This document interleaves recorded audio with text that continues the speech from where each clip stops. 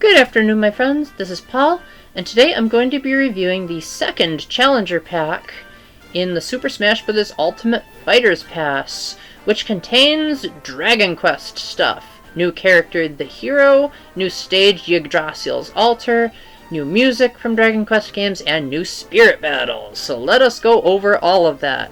First, a disclaimer. I have never played a Dragon Quest game in my life. It's not nearly as huge in the States as, say, Final Fantasy, so I'm not going to pretend I know everything about the franchise. I'll save that for when I review the Banjo-Kazooie pack. I'm just going to see how well does this translate to Smash, and how much do I personally enjoy it from a newbie's perspective. Just sheer appreciation, you know? So for starters, let's talk about the hero's moveset. A lot of people are going to complain that it's based on several other characters' moves, and honestly, I would have to agree with them. It's pretty hard to treat Hero as a totally original character, especially as there have been so many of them. So, I'm going to go over how much they copy the source material versus how much do I think they work on their own. So, Hero's neutral special is, I think it's called Sizzle. They're all like childish names for the basic effect, like whatever you can think of as a synonym for burn that children would use is basically what it's called. Basically, Hero can charge up a fireball and then shoot it, kind of like Robin's Thunder, except there are only 3 forms of charge instead of 4, and when it's fully charged, you can just let totally loose.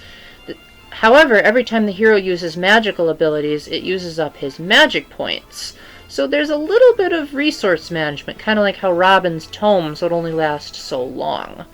So yes, this feels very much like a clone of Robin here, but it's nevertheless effective, especially as you can do quick jabs with the fireball if you want to quickly keep opponents at bay, or do a more charged one if you feel like being like Samus or Dark Samus.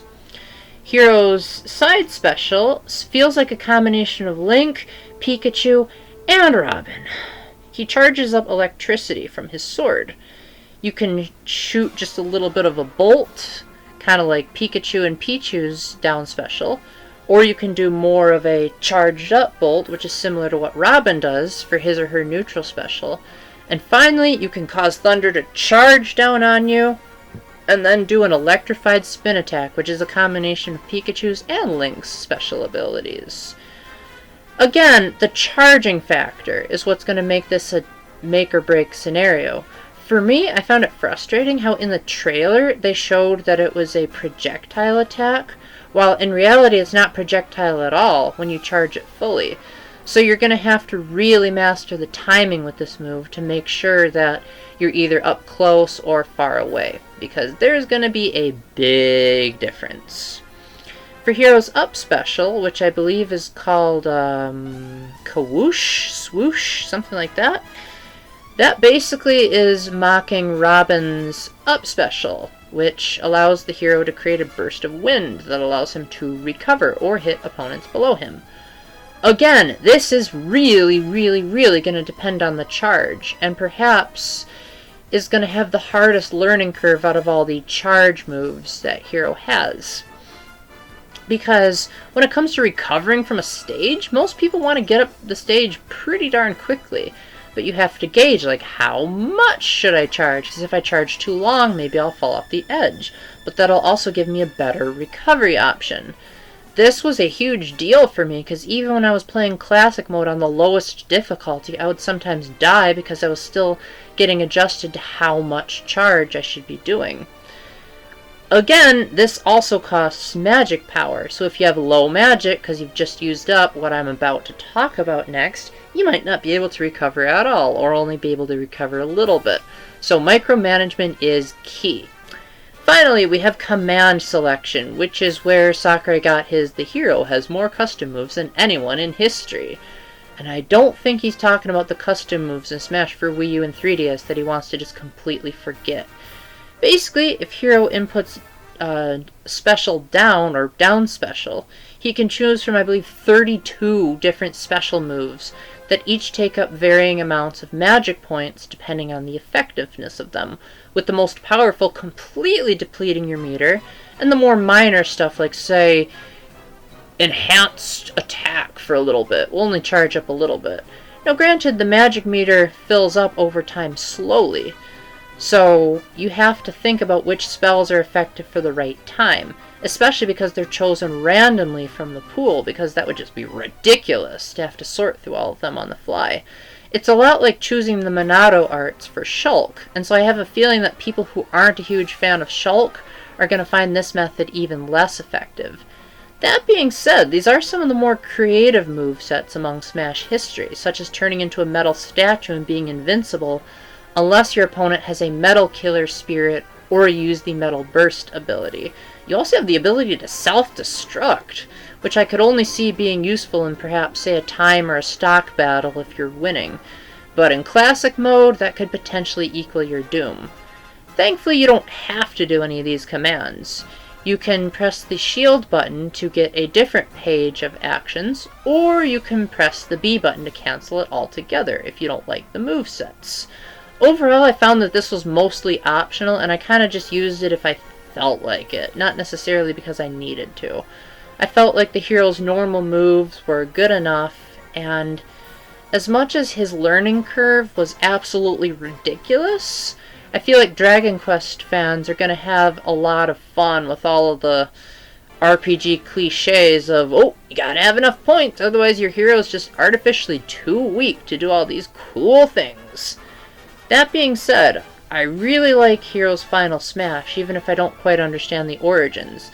In the words of Sakurai himself, that's right, every past protagonist of the Dragon Quest series teams up to power up Hero's sword so that he does a massive spin attack that causes your opponent to fly off the stage. Yes, it's a cinematic Final Smash, but a cool one, and it has a nice art style, even if the other heroes are sometimes just static images, and really the hero you're controlling is the one that moves the most.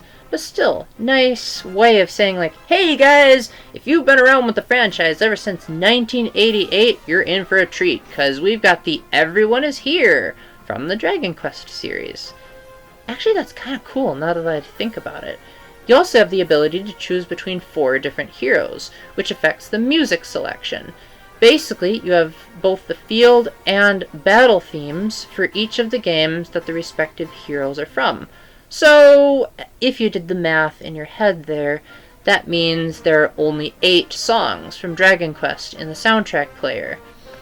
And none of them are remixes. They are all ripped straight from the original games. That being said, the orchestration is of the highest quality, and the 2 songs from the upcoming Dragon Quest XI are from the Switch version, which is the only version coming out that has an orchestral soundtrack. No complaining here, baby! Although it did make it really hard to do the My Music player, because all of the songs were just so good that I was like, man, I could listen to these for a while now. Finally, let's get on to the spirits. Now, unlike Joker's spirits, you can actually purchase some of these in the shop if you don't like spirit battles. But for me, where I love me some spirits, this was a lot of fun, especially seeing some of the more creative battle options, like the liquid metal slime that I just completed before this, where you have to hit an extremely small Kirby that's also metal, avoids conflict, and has increased defense. Granted, I didn't quite get the references to all of these, but I was satisfied enough to just look at all the creativity. I also really like the new stage, Yggdrassil's Altar. It starts out as a Final Destination clone, but then it rises up into the air and becomes a traveling thing. Now, the reason why I said it starts out as a Final Destination clone is that eventually more and more platforms will appear in varying alterations, depending on where you are in Elatia, which I believe is the name of the continent you travel in Dragon Quest XI. The scenery is absolutely beautiful, and I can see competitive players actually liking this, because there's order to when the platforms appear. And even though it may look random to you, there's actually a pattern for how the stage moves, which Sakurai himself explained was a deliberate tour as opposed to just picking and choosing from an RNG. So, that being said, Hero's value is largely going to depend on how strategic of a player you are. For me personally, I'm going to find it hard to main Hero because there's so much random chance, such as getting a random critical, or what random magic move is he going to use? How much magic ability is going to be used when I'm just trying to shoot a projectile? Too much guesswork. I'd prefer someone like Link, where it's way easier to predict stuff like trajectory and timing. In addition to that, Yggdrasil's altar is a really beautiful new stage, but it's also not revolutionary. Like, it's definitely not an unheard of concept like, say, Joker's stage, which has such a radically different art style and also changes depending on the music. That being said, the price of all of this is only $6, which I think is actually quite reasonable, especially considering that the last song is based on the Switch version of a multi-platform video game. So with that, I think it's worth a go. I mean, if you get the Fighter's Pass, you get it anyway. If you're not interested in Dragon Quest, or you're not a huge fan of Shulk, this is probably an easy pass, unless you really want the stage. But otherwise, Dragon Quest fans are sure to be in for a great time. Shulk fans are in for a very great time. Orchestra lovers are just going to be blown out of the water.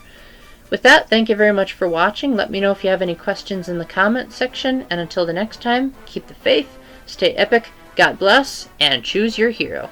Bye!